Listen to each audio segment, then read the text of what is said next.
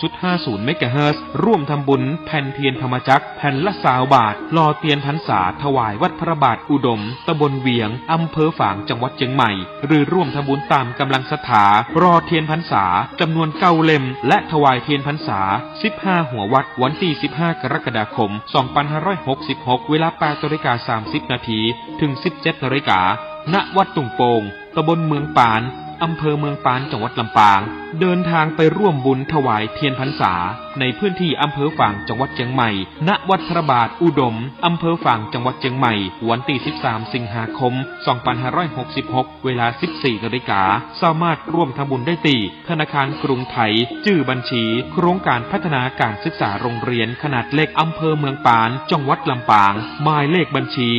536 303 4255ขอเชิญร่วมทำบุญสร้างกระเบื้องดินเผาธรรมชาติบันไดพญานาควัดโบสถ์ชัยมงคลตำบลมะเขือแจ้อำเภอเมืองจังหวัดลำพูนแผ่นละ50 บาทตารางเมตรละ500 บาทร่วมทำบุญได้ที่ธนาคารกสิกรไทยหมายเลขบัญชี110-333-5287ชื่อบัญชีวัดโบสถ์ติดต่อสอบถาม092-565-4536หรือสอบถามทางไลน์ ID @209LIMJR การก่อสร้างบันไดนาคราชสู่พระนิพพานณปริยนันทธรรมสถานในครั้งนี้จึงนับว่าเป็นรากฐานแห่งความสมบูรณ์แห่งบุญอานิสงส์ในกองบุญครั้งนี้ส่งผลให้ผู้ร่วมสร้างมีชีวิตและทรัพย์สินที่มั่นคงแข็งแรงมีฤทธิ์เดชตบะมีทรัพย์ในดินสินในน้ำได้รับการคุ้มครองจากพยันตรายทั้งปวงเหมือนดั่งองค์นาคราชปกป้องพระพุทธศาสนาปลอดภัยจากอันตรายทั้งปวงทั้งโลกนี้และโลกหน้าทั้งยังเป็นการค้ำชูพระพุทธศาสนาให้มั่นคง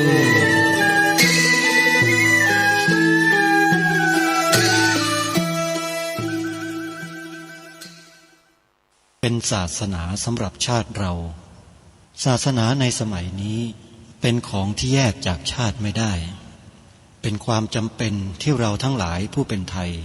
จะต้องมั่นคงอยู่ในศาสนาพระพุทธซึ่งเป็นศาสนาสำหรับชาติเราพระพุทธศาสนาก็ดีหรือศาสนาใดก็ดีที่ตั้งมั่นอยู่ได้ก็ด้วยความมั่นคงของผู้เลื่อมใสตั้งใจที่จะรักษาและข้าพเจ้าพูดทั้งนี้ก็เพื่อชักชวนท่านทั้งหลายอย่างเป็นเพื่อนไทยและเพื่อนพุทธศาสนิกชนด้วยกันทั้งนั้นเพื่อความมั่นคงแห่งพระพุทธศาสนาข้าพเจ้ารู้สึกว่าได้ทำหน้าที่สมควรแก่อุปถัมภ์พระพุทธศาสนาเราจะตั้งใจรักษาศาสนาของเราด้วยชีวิตและถ้าท่านตั้งใจจะช่วยข้าพเจ้าในกิจอันใหญ่นี้แล้วก็จะเป็นที่พอใจข้าพเจ้าเป็นอันมากเพราะฉะนั้นเป็นหน้าที่ของเราทั้งหลายที่จะช่วยกันบำรุงรักษาพระพุทธศาสนาอย่าให้เสื่อมสูญไปการที่จะบำรุงพระพุทธศาสนาเราต้องรู้สึกก่อนว่าหลักของพระพุทธศาสนาคืออะไรเราจะถือว่าเราเป็นไทยด้วยกันหมดเราจะต้องรักษาความเป็นไทยของเราให้ยั่งยืนเราจะต้องรักษาพระพุทธศาสนาให้ถาวรวัฒนาการอย่างที่เป็นมาแล้วหลายชั่วโคตรของเราทั้งหลายพระบรมราโชวาทของพระบาทสมเด็จพระมงกุฎเกล้าเจ้าอยู่หัวรัชกาลที่6พระบรมราโชวาทก็ดีพระราชนิพนธ์ก็ดีหรือพระบรมราชโองการของพระมหากษัตริย์ถือเป็นบทบัญญัติแห่งกฎหมายทั้งหมดทั้งสิ้นการบัญญัติให้พระพุทธศาสนาเป็นศาสนาประจำชาติไทยไว้ในรัฐธรรมนูญจึงเป็นสิ่งที่ถูกต้องทั้งกฎหมายและทางโบราณราชประเพณีการบัญญัติให้พระพุทธศาสนาเป็นศาสนาประจำชาติไทยไว้ในรัฐธรรมนูญย่อมเป็นหลักค้ำประกันให้กับประชาชนคนไทยว่าตนได้ปฏิบัติตามกฎหมายอย่างแท้จริงการบัญญัติ ให้พระพุทธศาสนาเป็นศาสนาประจำชาติไทยไว้ในรัฐธรรมนูญมิได้เป็นการลิดรอนสิทธิเสรีภาพของผู้ใด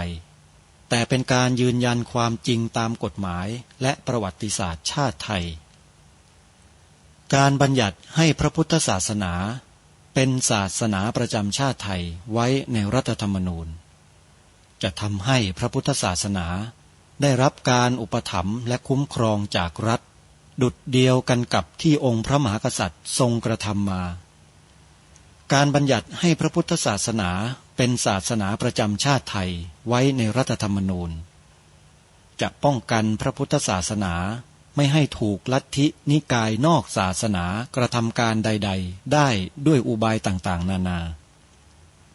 การบัญญัติให้พระพุทธศาสนาเป็นศาสนาประจำชาติไทยไว้ในรัฐธรรมนูญจะทำให้สังคมไทยมีแต่ความสุขร่มเย็นเป็นธรรมทั้งต่อคนศาสนาอื่นและคนสัญชาติอื่นได้อย่างแท้จริงแต่ถ้าไม่บัญญัติให้พระพุทธศาสนาเป็นศาสนาประจำชาติไทยไว้ในรัฐธรรมนูญในอนาคตประเทศไทยจะต้องตกอยู่ในสถานะเดียวกันกับพื้นที่3 จังหวัดชายศุกร์และวันเสาร์อาทิตย์ทางสถานีวิทยุแห่งนี้ท่านผู้ฟังสามารถดาวน์โหลดแอปพลิเคชันวิทยุพุทธศาสนาทั่วไทยเพื่อติดตามรับฟังรายการคดีโลกคดีธรรมได้เป็นประจำทุกวันและท่านยังสามารถติดตามรับฟังรายการธรรมะอื่นๆได้อีกเป็นจำนวนมากมายจากสถานีวิทยุพระพุทธศาสนาแห่งชาติจำนวน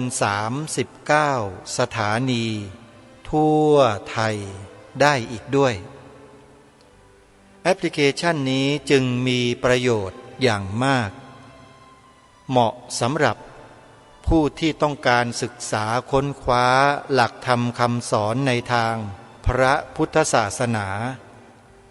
แอปพลิเคชันนี้ตอบโจทย์ได้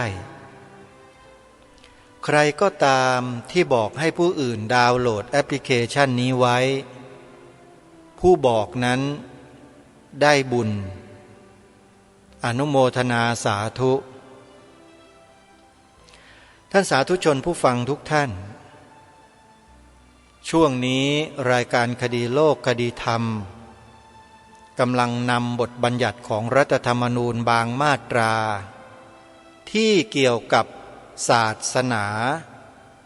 มาพูดคุยในรายการไม่เกี่ยวกับการเมือง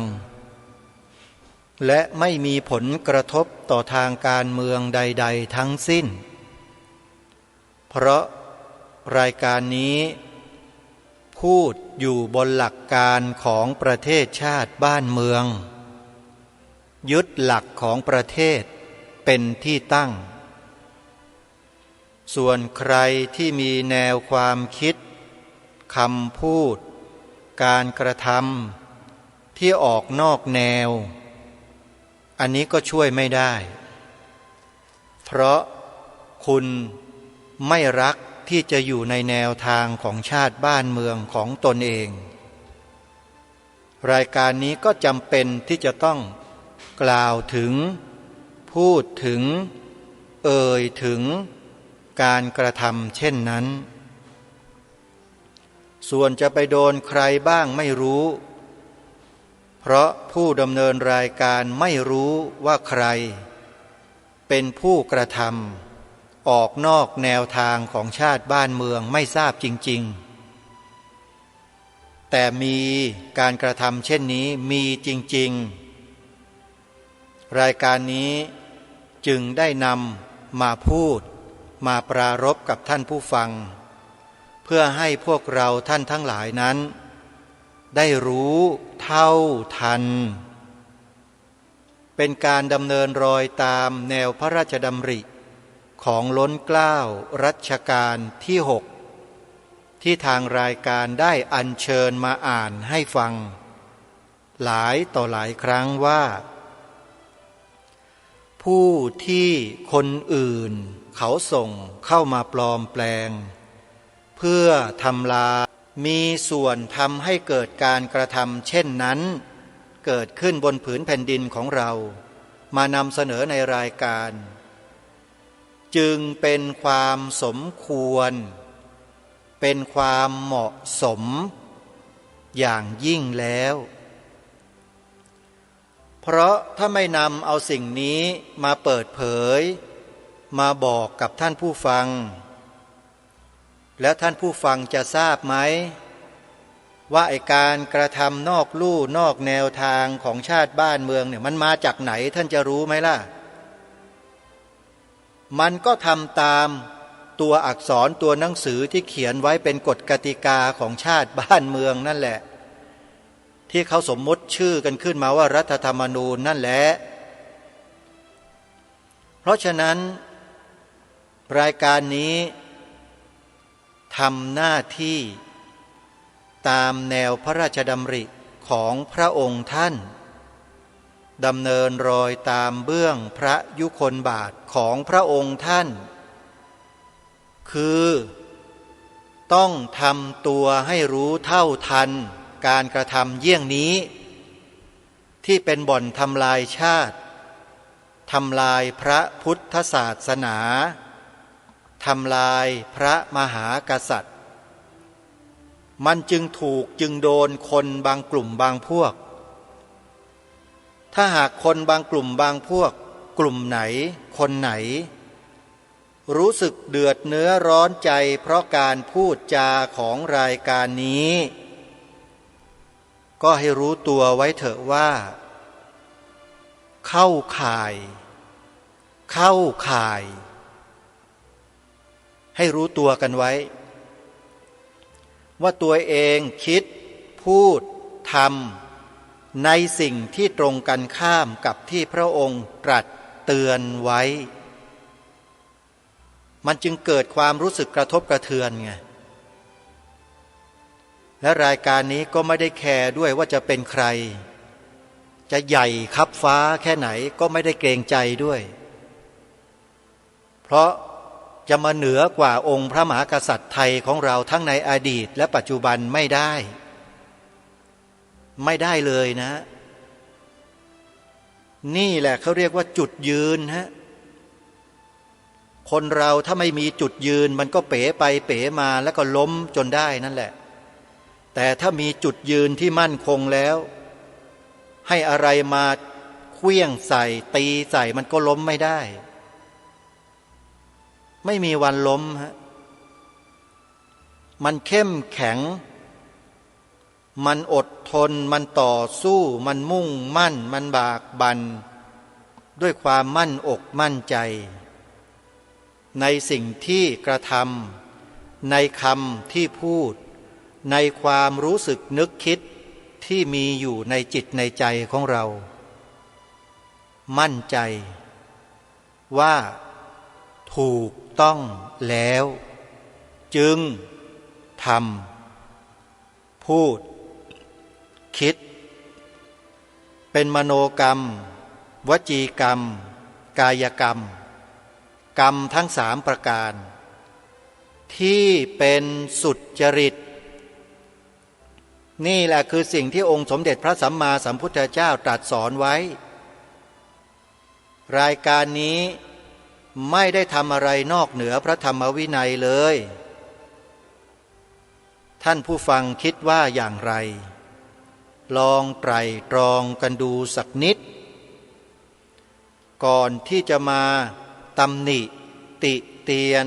ด่าว่าให้เป็นบาปกรรมตนเองคิดให้ดีก่อนนะโยมนะอาตมาภาพเนี่ยสงสารเหลือเกินสงสารคนที่ด่าอาตมาเนี่ยที่มีความรู้สึกไม่ดีกับอาตมาเนี่ยสงสารมากแปลว่าสติปัญญาเนี่ยอ่อนหัดเหลือเกินไม่ได้รู้เรื่องรู้ราวอะไรของชาติบ้านเมืองตัวเองซะเลยเมื่อไม่รู้อะไรแล้วใจมันก็เป๋ไปปากมันก็พาเป๋ไปด้วยการกระทำมันก็เป๋ไปหมดเลยกายกรรมวจีกรรมมโนกรรมมันก็บูดเบี้ยวบิดเบี้ยวไปหมด มันก็ไม่ตรงไม่ซื่อมันก็ไม่สุจริตมันก็กลายเป็นทุจริตไปกับพวกฝ่ายศัตรูของชาติบ้านเมืองในที่สุด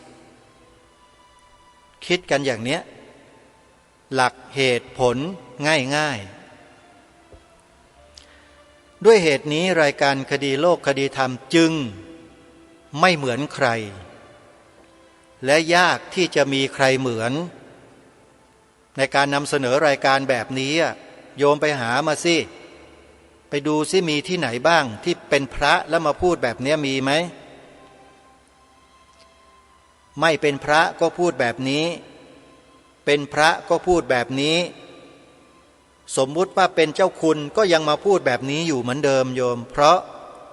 สิ่งข้างนอกไม่สามารถจะมาทำให้อะไรที่อยู่ในใจของอาตมาภาพและของกระผมเนี่ยหวั่นไหวได้เลยเพราะพิจารณาธรรมอยู่ตลอดเวลาธรรมนิยาม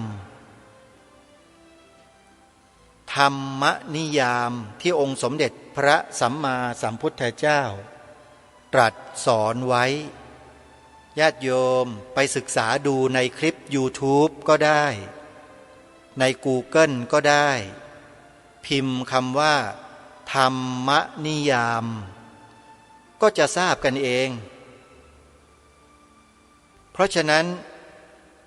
รายการนี้จึงทำหน้าที่ด้วยความมั่นอกมั่นใจตัวเองไม่ต้องให้ใครมารับรองไม่ต้องให้ใครมาการันตีแต่สิ่งที่อัญเชิญมาคือแนวพระราชดำริพระบรมราโชวาทพระราชนิพนธ์ทั้งหลายเหล่านี้เป็นเครื่องการันตีที่ดีที่สุดอยู่แล้ว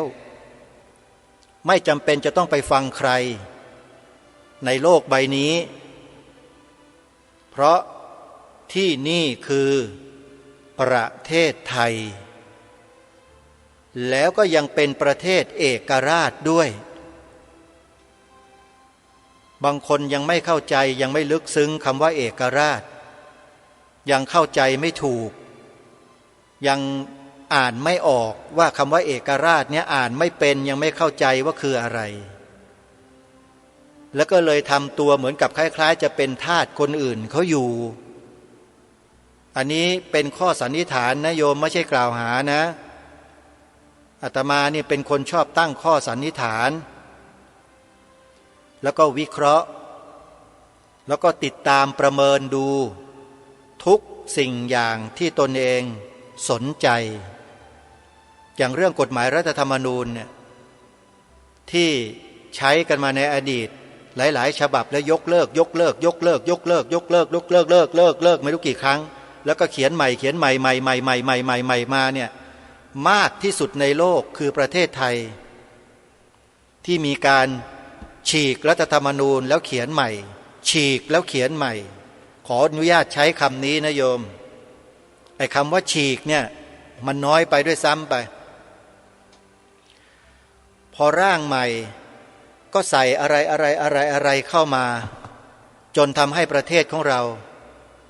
มีแต่ปัญหายุ่งยากวุ่นวายไปหมดอย่างกรณีที่หยิบยกขึ้นมาพูดเมื่อวานนี้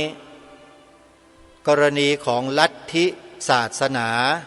นิกายของศาสนาลัทธินิยมในทางศาสนาที่ใส่เข้ามาในรัฐธรรมนูญเมื่อปีพระพุทธศักราช 2492 ฉบับนั้นน่ะที่เขาใส่กันเข้ามาเนี่ยเมื่อวานนี้ถามท่านผู้ฟังว่าท่านผู้ฟังเชื่อไหมว่าก่อนที่เขาจะใส่คำนี้เข้ามาเนี่ยเขามีการวางแผนมีการคิดมีการวิเคราะห์มีการอะไรต่างๆไว้หมดแล้วท่านเชื่อไหมท่านเชื่อไหมฮะรัฐธรรมนูญแห่งราชอาณาจักรไทยพระพุทธศักราช 2492 มาตรา 28 บุคคลย่อมมีเสรีภาพบริบูรณ์ในการถือศาสนานิกายของศาสนาหรือลัทธินิยมในทางศาสนา และย่อมมีเสรีภาพในการปฏิบัติพิธีกรรมตามความเชื่อถือของตนเมื่อไม่เป็นปฏิปักษ์ต่อหน้าที่ของพลเมืองและไม่เป็นการขัดขวางต่อความสงบเรียบร้อยหรือศีลธรรมอันดีของประชาชนเห็นไหมฮะคำว่านิกายของศาสนาคำว่าลัทธินิยมในทางศาสนาแล้วก็คำว่าขวางคำว่าขวางเนี่ยมันเป็นอากัปกิริยาทางกายนะถ้าหากพวกเจ้าลัทธิทั้งหลายทั้งปวงไม่ได้เอาร่างกายการกระทำใดๆของตนเองมาขวางต่อความสงบเรียบร้อยหรือศีลธรรมอันดีของประชาชนแล้วคือไม่แสดงออกทางกายมาจนทำให้เกิดความขัดแย้งหรือเดือดร้อนอะไรในลักษณะดังกล่าวเนี่ยกฎหมายนี้ก็อนุญาตให้ดำเนินการได้แนวความคิดผิดแนวความคิดเพี้ยนแนวความผิดที่เป็นมิจฉาทิฏฐิจอมปลอมลอกเลียนแบบพระพุทธศาสนาของเราเต็มเกลื่อนบ้านเมืองไปหมดเลยและเจ้าลัทธิเหล่านี้ก็ยังมีชีวิตกันอยู่เดินลอยหน้าลอยตาอยู่ในสังคมทุกวันนี้หลายคนยังไม่รู้จักยังไม่รู้ตื้นลึกหนาบางว่ากลุ่มคนพวกนี้มีสันดานเป็นยังไงยังไม่รู้วันนี้เลยนำคลิปของท่านเจ้าคุณพระเทพดิลกระแบบทิตยาโนที่พูดถึงคนกลุ่มนี้เอาไว้ชัดจะมาเปิดให้ฟังกันเดี๋ยวรัฐธรรมนูญยกไว้ก่อนโยมมาฟังท่านเจ้าคุณพูดถึงไอ้ลัทธินี้ก่อนลัทธิลอกเลียนแบบพระสงฆ์ลอกเลียนแบบพระธรรมวินัยของพระพุทธเจ้าแล้วก็ไปเล่นการเมืองกันไปตั้งพรรคการเมืองกันอะไรต่อไม่อะไรมั่วกันไปหมดแล้วก็มาดำเนินการกับพระสงฆ์ในพระพุทธศาสนาของเราในประเทศของเรา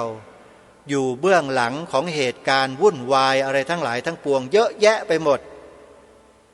พวกเราเองเนี่ยยังไม่รู้ไม่เท่าทันไง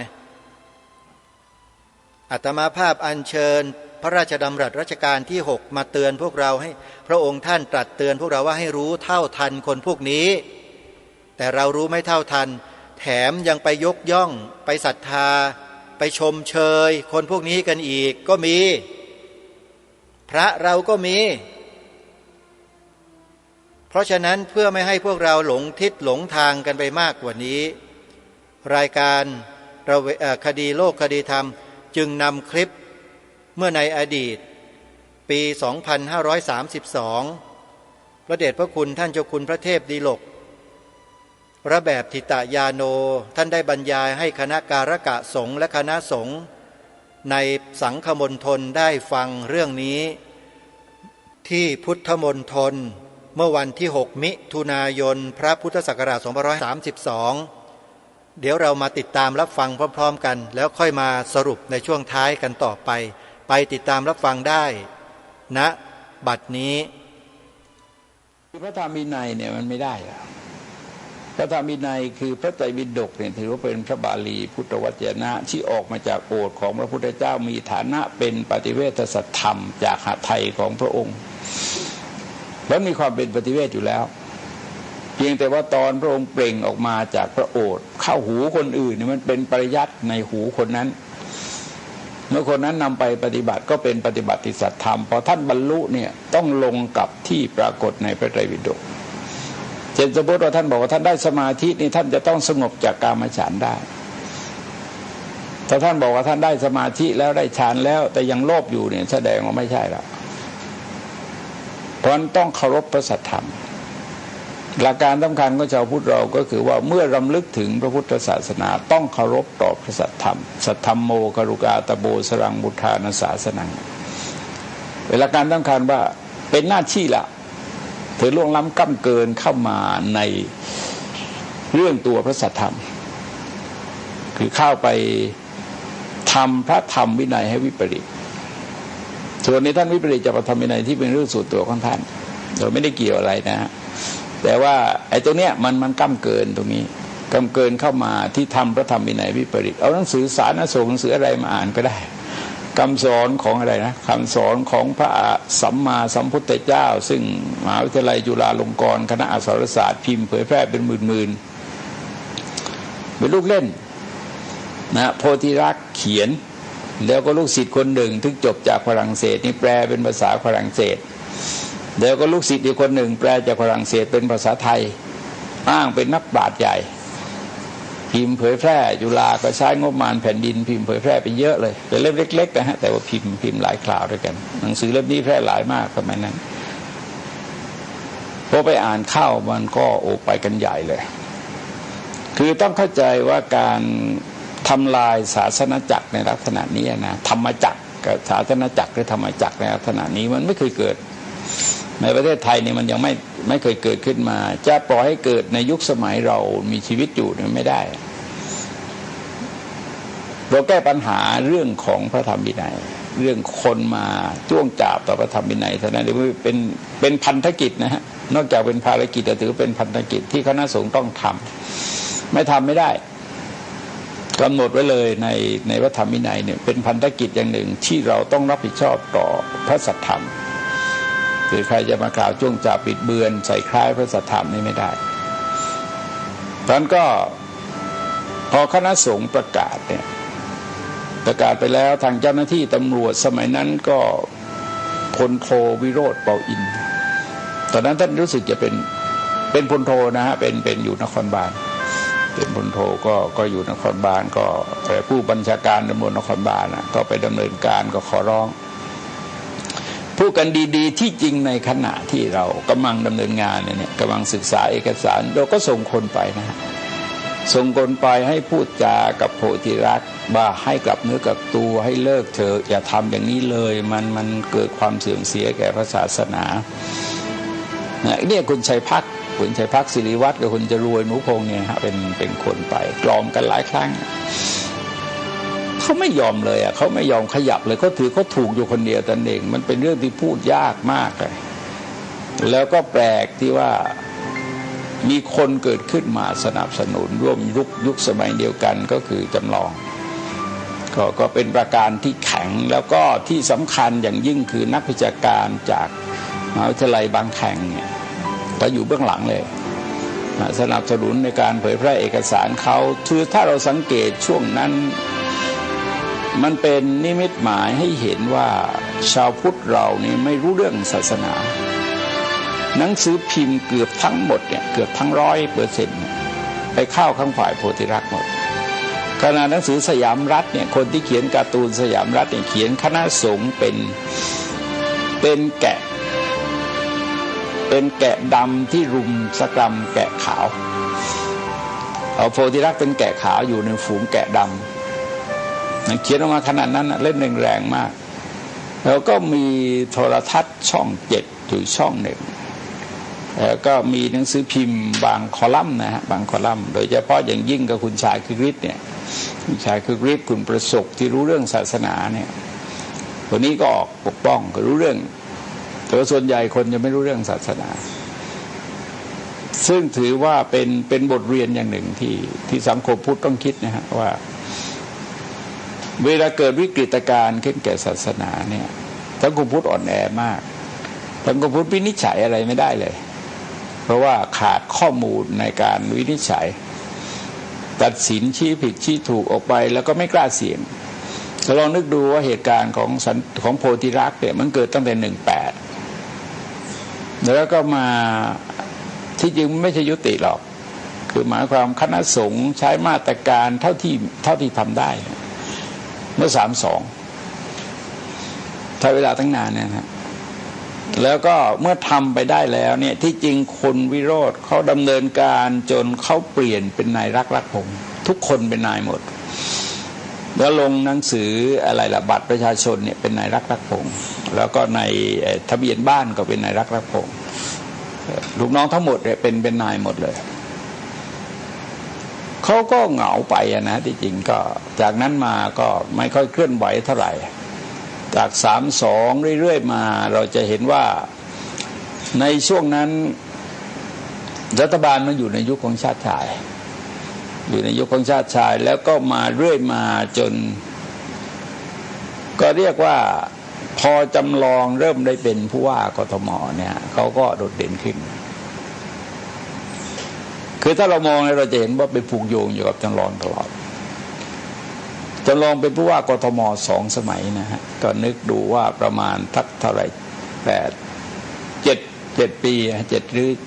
อ 6 ปีตอนนี้6 ปีกว่า2 สมัยสมัยที่2เนี่ยเขาก็เป็นไม่ครบก็ลาออกไปก่อน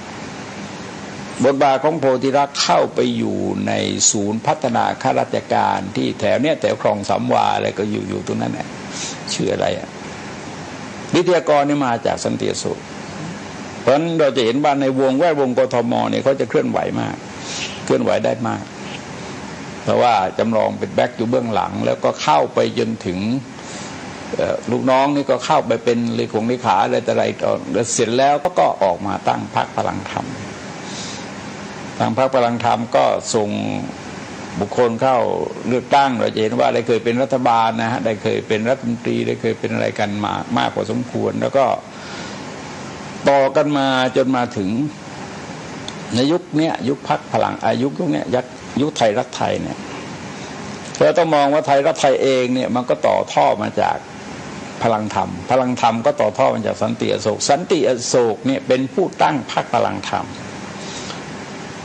คนที่คิดชื่อเนี่ยก็คือจำลองกับโพธิรักษ์ทำไมเรียกว่าชื่อว่าพรรคพลังธรรมเขาประกาศว่าเฮกเซียนฮ่องเต้เนี่ยส่งมาแล้วเขาต้องลงมือทางการเมืองดำเนินการในการเมืองสั่งมาแล้วเฮกเซียนสั่งมาแล้วพรรคพลังธรรมดำเนินการตามแนวคิดของโพธิรักษ์เพราะฉะนั้นเราเห็นว่าเวลาเนี้ยมันลูกน้องโพธิรักษ์ก็ยังอยู่เยอะนะในคณะรัฐบาลเองแล้วก็ยังไปมาหาสู่กันอยู่เนี่ยทำให้การเคลื่อนไหวของ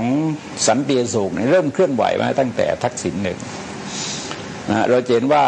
แล้วก็เจริญเติบโตขึ้นมากนะฮะกลายเป็นแตก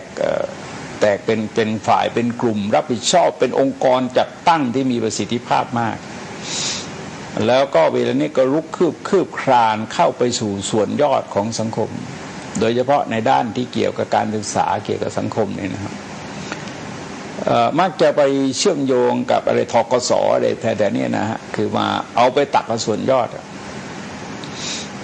สร้างคุณูปการให้แก่สังคมทำให้เห็นว่าเขามีบทบาทเคลื่อนไหวได้มาก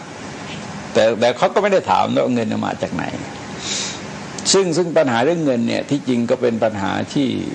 รับรู้กันมานานแต่หลักฐานมันไม่เด่นชัดแต่ก็พูดไม่ได้เราก็เห็นว่าเวลานี้มันพอเกิดกรณีที่คุณจำลองซึ่งประธานศูนย์คุณธรรมเราก็นึกไม่ออกว่าระบบราชการเป็นองค์กรมหาชนซึ่งน่าจะสรรหาผู้ประธานองค์กรแต่พระราชบัญญัตินี้แปลกที่จริงมันออกมาต้อง42นะสมัยรัฐบาลชวนก็ไม่มีพระราชกฤษฎีกาต่อแล้วก็องค์กรก็ยังไม่สมบูรณ์ก็ปรากฏว่ามีพระราชกฤษฎีกาเกิดขึ้นมากำหนดให้เป็นองค์กรมหาชนขึ้นมาแล้วเมื่อก่อนพูดว่าตัวผู้อำนวยการเนี่ยอายุต้อง65ไม่เกิน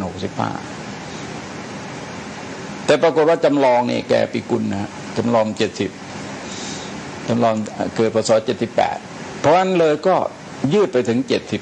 70ไม่ต่ำกว่า70แล้วก็สามารถจะเป็นต่อได้แต่มีข้อแม้ว่าไม่เชื่อมต่อกันไปเลยคือหมายความเว้นวรรคแล้วก็สามารถจะเป็นได้ตอนนี้จำลองก็เป็นประธานศูนย์คุณธรรมก็ทำให้คนตอนนี้เข้ามามีบทบาทที่จะจัดงานที่พุทธมณฑลเขาไม่ได้ติดใจนะฮะก็ไม่ได้ติดใจว่าทำไมองค์กรเหล่านี้จึงเข้ามาก็ที่จริงก็มีสิทธิ์เข้ามาแต่เราข้องใจสงสัยว่าทำไมสันติอโศกเมื่อตัวเองได้ประโยชน์จากพระราชบัญญัติจึงเอาพอตรงไหนตัวเองไม่ได้ประโยชน์จากพระราชบัญญัติถือว่าเป็นของใหม่บัญญัติขึ้นมาใหม่ เพราะองค์กรมหาชนองค์กรเนี่ยมันก็เป็นบัญญัติขึ้นมาใหม่แต่ทำไมท่านเตี้ยโศกมาเอา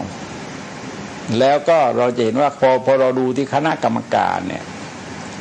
นอกจากจำลองซึ่งคุมงบประมาณ23 ล้านอยู่เนี่ยเฉพาะกรณีนี้นะฮะเฉพาะกรณีนี้แต่งบประมาณใน8องค์กรนี้รู้สึกประมาณ2,000 ล้านก็พวกนี้สามารถจะให้ใครทำโครงการขึ้นมาพิจารณาแล้วเขาก็อนุมัติงบประมาณได้ทีนี้ก็ฉลาดอ่ะก็ทำอะไรองค์การโครงการต่างๆเยอะนะฮะมาคนละทิศละทางแต่จริงก็ไปรวมศูนย์อยู่ในที่เดียวกันพวกนี้ปฏิเสธการบูชาโดยดอกไม้ทุกเทียนปฏิเสธการบูชาด้วยไฟนะฮะแต่งานวิสาขบูชาเนี่ยที่จริงมันเป็นงานที่เรียกว่าศีลธรรมจรรยาเป็นขนบธรรมเนียมประเพณีวัฒนธรรมเป็นระบบศีลธรรมจรรยาอย่างมากก็นั่งบำเพ็ญภาวนารักษาศีลบำเพ็ญภาวนาฟังเทศน์เวียนเทียน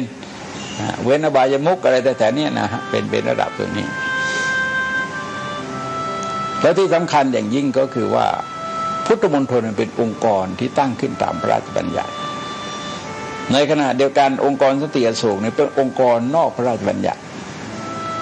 ไปเสพพระราชบัญญัติคณะสงฆ์แต่ยืนยันว่าตัวเองเป็นคณะสงฆ์เพียงแต่ย้ายชื่อไปเรียกสมณะมันก็แสดงเห็นความไม่สุจริตอะทำไมเธอไม่ตรงไปตรงมาล่ะเธอเป็นอะไรก็เธอต้องเป็นในชัดทำไมใช้วิธีนกมีหูหนูมีปีกเพราะฉะนั้นจากการสังเกตปรากฏว่าคนที่ออกไปชี้แจงให้เหตุผลแก่หนังสือพิมพ์เนี่ยส่วนมากเป็นคนของศูนย์พิทักษ์พระพุทธศาสนาแห่งประเทศไทยนะก็ไม่ใช่ไปปฏิเสธความเป็นชาวพุทธของเขา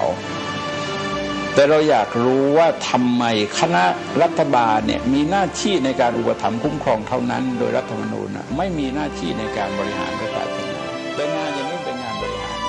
งานสั่ง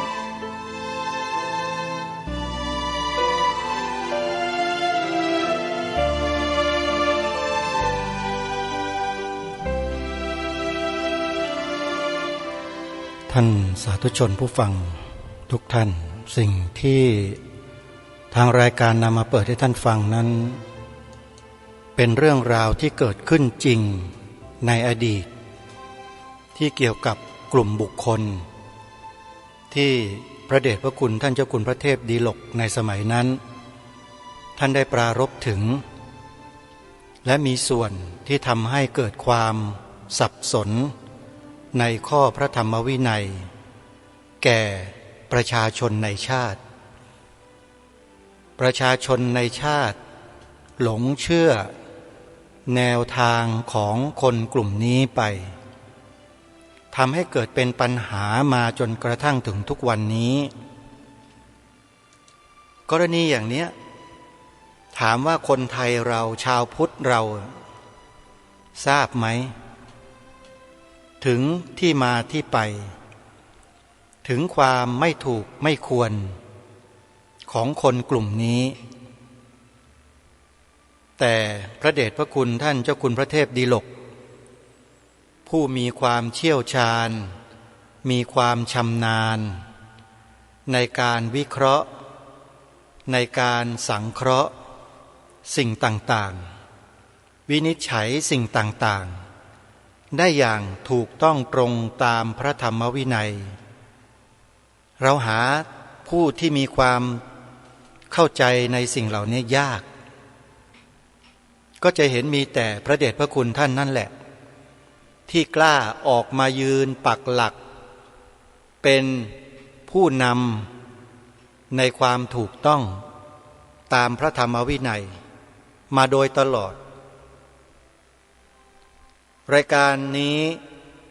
ติดตามเรื่องนี้มานานมากติดตามมาตั้งแต่ปีพระพุทธศักราช 2532 นั่นแหละที่ว่ามาเดินเจอพวกหัวโล้นใช้ผ้าขาวๆบางๆมานุ่งห่มทับผ้าสีกลักๆแล้วก็เดินเพ่นพ่านอยู่ในคณะหนึ่ง ที่วัดมหาธาตุแถวหน้ากุฏิที่อาตมาภาพอยู่สมัยนั้นจนปัจจุบันนี้แหละโยมที่เล่าให้ฟังเมื่อวานเนี้ยติดตามมาตลอดว่าคือเรื่องอะไรแล้วก็ทราบข้อมูลมาเรื่อยๆจนกระทั่งอุปสมบทเป็นพระมาอยู่วัดมหาธาตุและก็ได้เข้าร่วมกิจกรรมกับศูนย์พิทักษ์พระพุทธศาสนาแห่งประเทศไทยที่พระเดชพระคุณท่านกล่าวถึงเมื่อตอนท้ายเมื่อสักครู่เนี้ยที่ท่านบอกว่ามีแต่ศูนย์พิทักษ์พระพุทธศาสนาประเทศไทยเท่านั้นแหละที่ดำเนินเรื่องเหล่านี้นำเสนอเรื่องราวเหล่านี้อยู่นอกนั้นไม่มีองค์กรทางพระพุทธศาสนาใดๆวัดใดๆเลยในประเทศนี้ที่จะนำเสนอเพราะฉะนั้นเรื่องนี้เป็นเรื่องใหญ่เป็นเรื่องสำคัญมากเป็นเรื่องที่องค์พระบาทสมเด็จพระมงกุฎเกล้าเจ้าอยู่หัวรัชกาลที่6ตรัสเตือนพวกเราชาวพุทธไว้เมื่อ100 กว่าปีมาแล้วว่าให้รู้เท่าทันคนพวกนี้โดยมีความตอนหนึ่งปรากฏเป็นหลักฐานอยู่ในบทพระราชนิพนธ์เทศนาเสือป่าว่าผู้ที่คนอื่นเขาส่งเข้ามาปลอมแปลงเพื่อทำลายพระพุทธศาสนาเราทั้งหลายต้องคอยระวังรู้เท่าไว้จึงจะควรเพราะฉะนั้นสิ่งที่พระเดชพระคุณท่านเจ้าคุณพระเทพบดีลกที่ท่านได้ปรารภนำมาเปิดพวกเราได้ฟังไปเมื่อสักครู่นี้แหละคือผู้ที่ดำเนินรอยตามพระราชดำรัสของล้นเกล้ารัชกาลที่6คือรู้เท่าทันคนพวกนี้และท่านก็นำมาเปิดเผยแบบไม่ต้องปิดบังเลยคือออกสื่อเต็มๆเลยถ้าใครต้องการจะดูคลิปนี้นะโยมให้พิมพ์คำว่าสันติอโศกบ่อนทำลายพุทธศาสนาโดยพระเทพดิลกวัดบวรนิเวศวิหารมีเผยแพร่อยู่ใน YouTube อาตมาไม่ได้กล่าวหาสันติอโศกนะแต่พระเดชพระคุณท่านทำการวินิจฉัยทำการวิเคราะห์หลักพระธรรมวินัยให้พวกเราได้เห็นถึงพฤติกรรมพฤติการของคนพวกนี้ว่าเป็นอย่างไรเข้าไปดูกันนะเดี๋ยววันพรุ่งนี้เรามาติดตามรับฟังช่วงหลังที่ยังเหลืออยู่ยังไม่จบนะฮะเดี๋ยวติดตามรับฟังกันต่อวันนี้เวลาของรายการหมดลงแล้วท่านผู้ฟังต้องขอสมมุติยุติรายการไว้แต่เพียงเท่านี้ไว้พบกับรายการได้ใหม่ในวันต่อไปขอความสุขความสวัสดีในธรรมแห่งองค์สมเด็จพระสัมมาสัมพุทธเจ้าจงปรากฏเกิดมีขึ้นในจิตใจของท่านผู้ฟังทุกท่านทุกคนเทอญ